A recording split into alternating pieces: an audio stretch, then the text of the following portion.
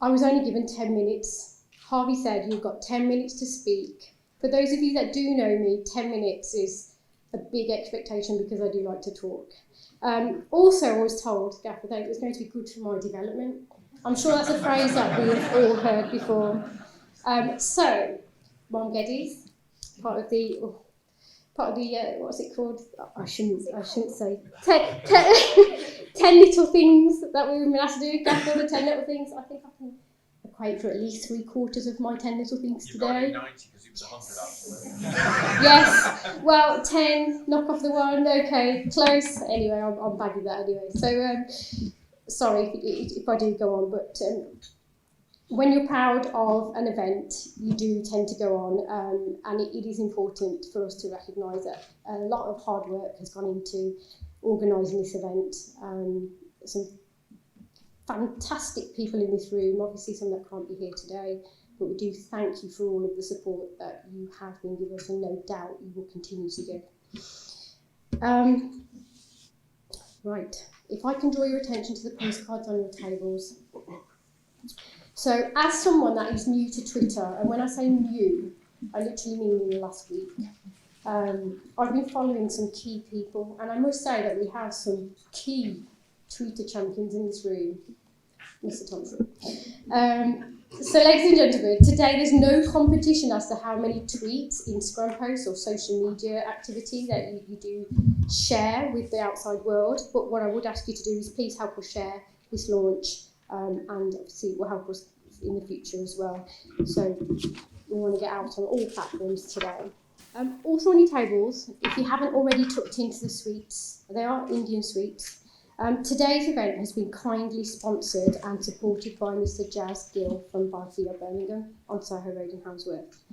In true traditional Indian style, he's generously provided these to help us celebrate this unique occasion. They are unique flavours, so obviously please do try them. If you have got dietary requirements, please eat them with caution. They're calorie free, so that's always a good sign. On the back of that, we have got a large box of parfia that we hope to be raffling off today, so there will be raffle tickets. May I please warmly welcome and hand over to Mr. Dave Thompson, Chief Constable of West Midlands Police, and undoubtedly the Forces Twitter champion. Thank you.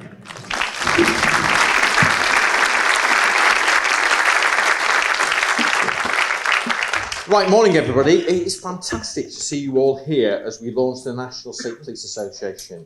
Of course, from a West Midlands police perspective, I'm particularly delighted about that, and I'll talk a little bit more about our own Sikh Police Association in a moment.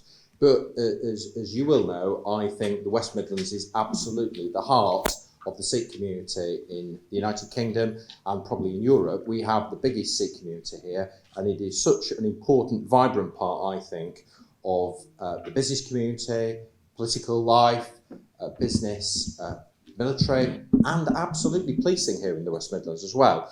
And so I think it's a really fitting place to be here as a region. The second reason why is of course our own Sikh Police Association. So in 2013, relatively recently, our Sikh Police Association was formed here by staff within the West Midlands. And I'll say now, staff networks are very important to us in West Midlands. We can't possibly do our job effectively, given the super diverse region we police, without actually our very diverse staff influencing how our organisation works. And I'll talk more about that in a moment. But I am so pleased to see the role that staff here have played in helping set up the National Association. And I thank Harvey Ray and his whole committee, not just for the work they've done the Sikh Police Association for us, but the contribution to today's event. It's not all been hard work, though, in my involvement with the Sikh Police Association. I was particularly pleased to see you walk through, because 2 years ago I enjoyed particularly the charity bike ride that we did with the Sikh community for the Sikh helpline. I think it sticks in my memory not as a gruelling test of cycling endurance, more a test of my ability to eat at the rate that we had to as we went from Gurdwara to Gurdwara, and particularly I think there's probably more training you need to do. More Street of Birmingham is not that steep, but I did feel like Chris Froome destroying the peloton as I crawled up it myself as everybody else got off their bikes, but it was a great event, and it just shows also, I think, the contribution that the Sikh community make here to the life in Birmingham. And we've talked particularly already about Langer Aid, but the outreach to the homeless communities in Birmingham, the support that the Helpline does to other communities, not just the Sikh community. You know, our Sikh community is hugely outward facing and a key part of contribution, and I think something to bear in mind as we talk about what Sikh policing can do. I always think when I have contact with many of the faiths in the West Midlands, well, all of the faiths, how similar the values are of our faith communities with policing. And it's no less true in terms of Sikh communities. And actually, Sikh communities have a huge history of service for the public. It was particularly, I think, impressive this year in Sandal that we saw at the centenary of the end of the First World War, the unveiling of the contribution of what were at the time imperial forces, but particularly that statue is of a Sikh soldier and the contribution that was made there. And the same thing's been there in policing as well. It's no secret to us all that a face that stands out on the National Roll of Honour is PC Kerbal Kaur Sandhu of the Metropolitan Police, whose own desire to serve at that time as a female officer and a female Sikh officer cost her her life in her devotion to serve her communities, I think is particularly impressive. So we don't come here today to celebrate something new. Actually, we're marking out, I think, territory as the great contribution that Sikhs have made in public service and in policing. I think the last thing I'd say before what I'd hope for today is one of the things that I think also that has happened, and in fact, we would have discussed it with a number of colleagues here today, that one of the things that has happened, I think, over the last few years in West Midlands Police also, because of the contribution of our staff associations, is a greater confidence around the public display of faith. And what I mean by that is, I think we see it now with Muslim communities, we're seeing it with Sikh communities in the force, that too often people have felt they've had to suppress their religious identity to conform with policing. And it is a choice that people would make how they choose to visibly display their faith. But I am delighted, as we've chatted today, the comfort and individuals who have felt that actually this is an organisation now where they don't have to hide the fact that they're a Sikh, and it is something they are proud and able to publicly display. And I think we're seeing that across many faiths here in the West Midlands, and certainly something for those of you across the country who go back to policing to reflect whether actually all faiths feel that way in your own organisation. So, what are we hoping for today? So, there are a number of things I think that are really important about staff networks. Of course, the first thing that we often think about is the advocacy that they can provide for staff within their own organisations.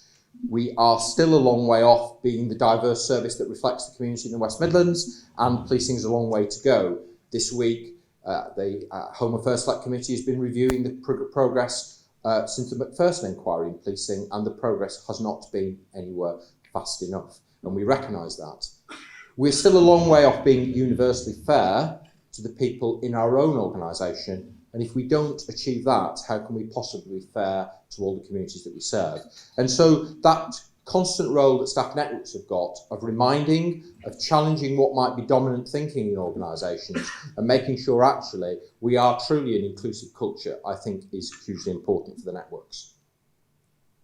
The second issue is, and I think that's been very powerful with our own Sikh Police Association, the connection to communities. Staff networks are an absolute operational asset for policing. It is no secret in the West Midlands we have had some recent tensions with the Sikh community over some operations we carried out in relation to Indian extremism. That is tough and it is testing. It requires us to demonstrate our legitimacy for what we do.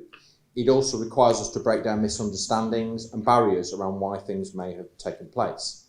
And it's been very clear that our association has been on the front line of that conversation and the challenges that's brought with it. But actually, I wonder quite how we would have navigated or would navigate these challenges if we didn't have those associations. So this is a very, very operational role that we require our staff networks for. The third area I think that is particularly important is around the whole area of confidence and enabling the public to see our institution as one that is accessible to them. People often say when we talk about diversity in policing that if you phone 999, you don't care who turns up. Well, that's absolutely true.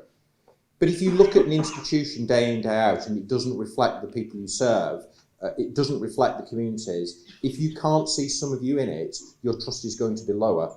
And so it is particularly important associations play an important part of encouraging people to recognise that not just being a police officer, working for us in our transformation, our technology, all those areas, that this is an organisation where we want the most talented and most capable, and actually the fact that your religion and belief should be no barrier to that, I think, is hugely important.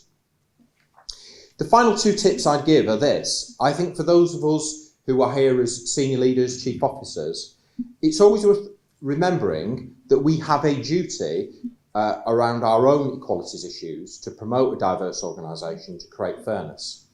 Just because you've got an active staff association, it doesn't mean you've outsourced that problem. And on many occasions, I know we've learned very hard in our staff networks to be the visible face, and actually we've had to catch up, I think, on occasions. So if today emboldens your staff, makes staff want to play a more active part, it's a contribution, but the duty to deliver those things is on the police force or the organisation, not the network.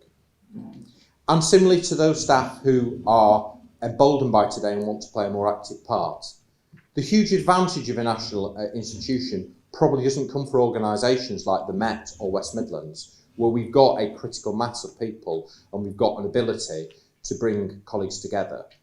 But actually many forces will have one or two Sikh staff where actually a national organisation can draw into that strength that does exist in places like the West Midlands here. And so it's really important we recognise that. But actually it's important you don't overstretch yourselves in terms of the contribution you make. Just as I've said to senior leaders, many of the obligations you're fighting for are the duty of the organisation, not just of staff networks. So it's an absolute pleasure to be here, as I've said. Thank you so much for those of you who travelled around the country and given up your time.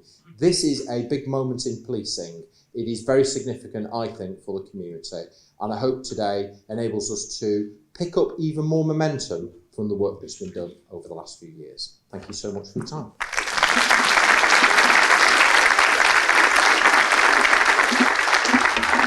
Thank you very much, Mr. Thompson. So the next speaker I'm going to introduce, so I would like to welcome on stage one of two female inspirational ladies that we do have, Preet Kaur Gill.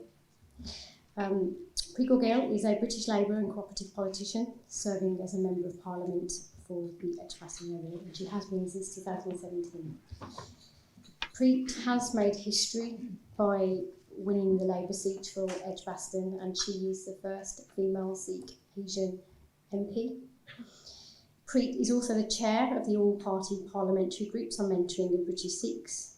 So not only is she paving the way for the future in politics for youngsters, but also she's involved in many initiatives locally and nationally and leading by example. So we humbly thank you. Please continue.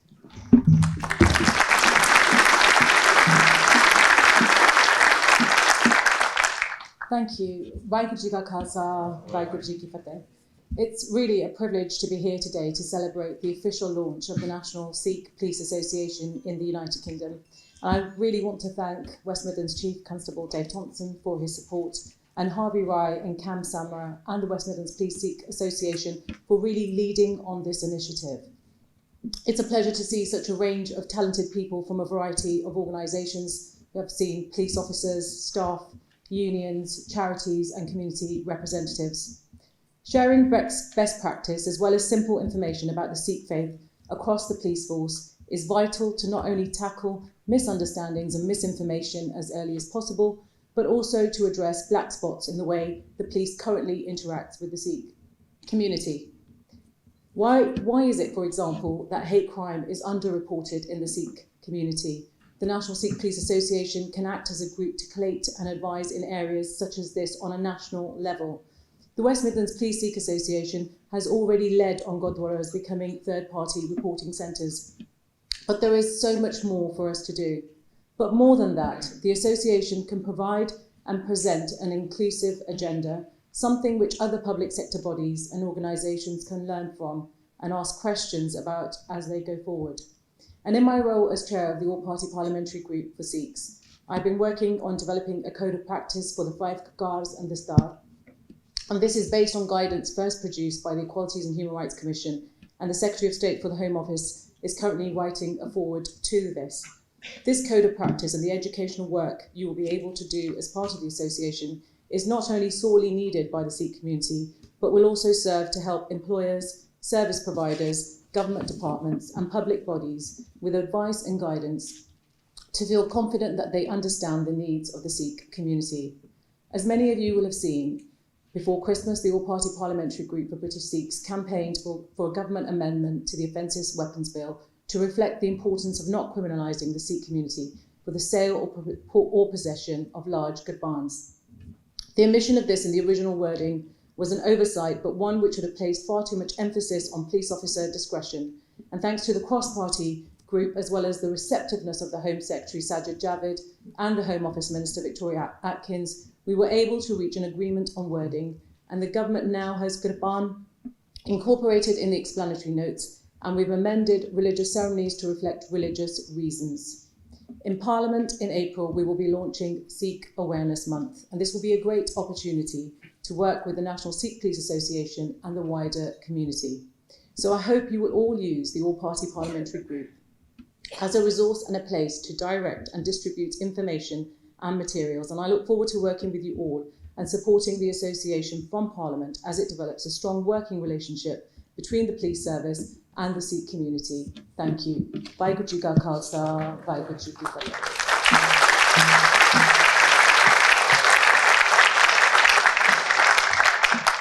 Thank you, Preet.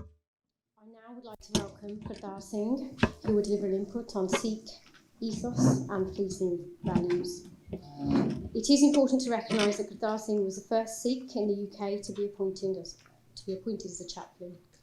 He is a distinguished Sikh chaplain within the NHS and the mental health services. Gurdar is heavily involved in promoting faith awareness and interfaith dialogue between communities over many years, and also sits on several advisory boards. Gurdar, Rory, please join us. Vaheguru Ji Ka Khalsa, Vaheguru Ji Ki Fateh. Distinguished guests, officers, members of the Sikh community and friends, I'm delighted to be here today at the launch of the National Sikh Police Association. This marks another step towards strengthening the long-standing relationship between the Sikh community and the police service. An opportunity to work closer in partnership to ensure that our police service is responsive to the needs of the communities it serves. That it recruits from those very communities and builds stronger relationships of trust. But also I look at this as an opportunity for the police service to show its support and encouragement to Sikh officers, letting them know that they are recognised and valued for the gifts and qualities that they bring to the police force and the role that they play. And I was delighted to hear that sense of organisational drive behind recognising Sikhs as Sikhs and not hiding away your qualities, but bringing your whole self to your work and your role. Indeed, I believe that we can be viewed as natural partners in that we have many shared values, attitudes and responsibilities. Values of service, of honesty and justice, attitudes of courtesy, integrity and perseverance. As is customary within Sikh tradition, we begin with an ardas or supplication. It is a moment of pause to acknowledge the divinity that exists both within us and permeates all existence. A connectedness to this oneness, Vaheguru. I will recite the Mool Mantra, which is the opening stanza of the Sri Guru Granth Sahib, and I invite you all to have a moment of quiet reflection on the values that Gurbani teaches us, and those of you from the Sikh faith, please do join in. Ik Onkar Satnam Karta Purkh Nirpau Nirvair Akal Mourat Ajuni Saipang Gur Prasad Jap Ad Sach Jugad Sach Happy Sach Nanak Hosi Bhi Sach Ik Onkar Satnam Karta Purkh Nirpau Nirvair ਅਕਾਲ ਮੂਰਤ ਅਜੂਨੀ ਸੈਭੰ ਗੁਰ ਪ੍ਰਸਾਦ ਜਪ ਆਦਿ ਸੱਚ ਜੁਗਾਦ ਸੱਚ ਹੈ ਵੀ ਸੱਚ ਨਾਨਕ ਹੋਸੀ ਵੀ ਸੱਚ ਏਕ ਓੰਕਾਰ ਸਤਿਨਾਮ ਕਰਤਾ ਪੁਰਖ ਨਿਰਭਉ ਨਿਰਵੈਰ ਅਕਾਲ ਮੂਰਤ ਅਜੂਨੀ ਸੈਭੰ ਗੁਰ ਪ੍ਰਸਾਦ ਜਪ ਆਦਿ ਸੱਚ ਜੁਗਾਦ ਸੱਚ ਹੈ ਵੀ ਸੱਚ ਨਾਨਕ ਹੋਸੀ ਵੀ ਸੱਚ ਵਾਹਿਗੁਰੂ ਜੀ ਕਾ ਖਾਲਸਾ ਵਾਹਿਗੁਰੂ ਜੀ ਕੀ ਫਤਿਹ. This year marks the 550th Gurpurab birth anniversary of Guru Nanak Dev Ji. This is a momentous year for us all. Guru Nanak Dev Ji, whose divine revelation is at the heart of Sikhi. Let me begin by painting a picture for you. Imagine a world where there is little hope. Life is greatly burdened by the inequity of law. Laws that enshrine discrimination, segregation, laws that treat you according to your status in society, your wealth, your gender, and your religion. Imagine then that those in positions of power and authority are influenced by self-interest, promoting nepotism, religious and class discrimination, and having the power to commit abuse and tyranny without any means of redress. Imagine a society in the grips of poverty, where there is large inequality, where you have little prospect of improving your life. Imagine a time of conflict, where invading forces come, massacre, loot and rape, and destroy as they please. It was in this darkness that Sadhguru Nanak Dev Ji emerged as a ray of light to dispel the darkness and despair that had afflicted society, to bring hope and liberation. And this is the very same light that the Khalsa ethics, that the Khalsa seeks to shine for all humanity. When we reflect on this vision, we realize that Guru Nanak Dev Ji's message is just as relevant today as it was 549 years ago. If not more so, as we see a growing division and hatred within our society, Guru Nanak Dev Ji's message, those values of the Sikh faith, are just as important. The foundations of Sikh teaching begin with Ik Onkar. In the opening of the Mool Mantra that I recited, it recognizes that there is oneness in all existence, oneness that connects us all, that brings us together, and ultimately through this oneness, we are all united. Recognize the divinity within yourself was what Guruji taught, and realize that divinity also exists in every other person around you. And this formed the foundation of inalienable universal human rights, that every person is born with rights. You don't have to earn these rights. They're not contingent on your citizenship or acceptance of authority. These are inalienable. These ideals were well ahead of their time. To put into context, Guru Nanak Dev Ji was around about the time of the War of the Roses, as Britain was battling the intrigue of the politics of that day. Guru Nanak Dev Ji was spreading this message of a new way of living and of a new way of thinking. Guruji's message was not just limited to the spiritual, but went wholeheartedly into the political, social, and economic liberation of society. He said it's not just enough to contemplate the truth as an abstract theory. We must apply it into our lives. We must be transformed by the truth, and consequently transform society by living truth. We can talk about the challenges that face our society today, whether it is the crisis within NHS, growing inequality, poverty, greater division, greater hostility, the emboldening of extremists. But until we take personal responsibility to engage in the social and political realities of our time and organize ourselves to enact change, these issues will continue. The Khalsa, Sikh values and Sikh ethos is rooted in practical application, the transformation of life, and the uplifting of the downtrodden and inspiring the oppressed. Guruji empowered every person to realize their potential to act and live righteously, to help the needy, to make the world a better place. Even those who were considered irredeemable by society were transformed by Guru Nanak Dev Ji's message.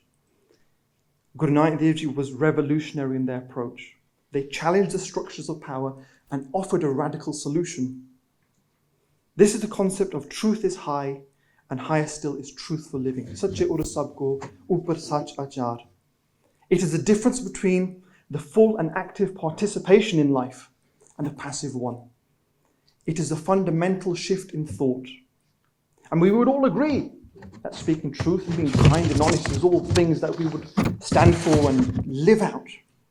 But what happens when truth and speaking truth may cost you your popularity, may cost you your job, your income, or even your life? Are you willing to speak it? This is at the heart of the Khalsa mindset, the Sikh ethos.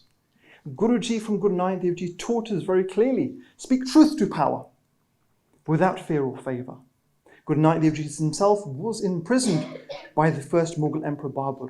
And to give you a brief introduction to Babur as a historical figure, he was the first invading army of the Mughal dynasty, and he wreaked havoc on society, massacring and looting and subjugating the population with such strength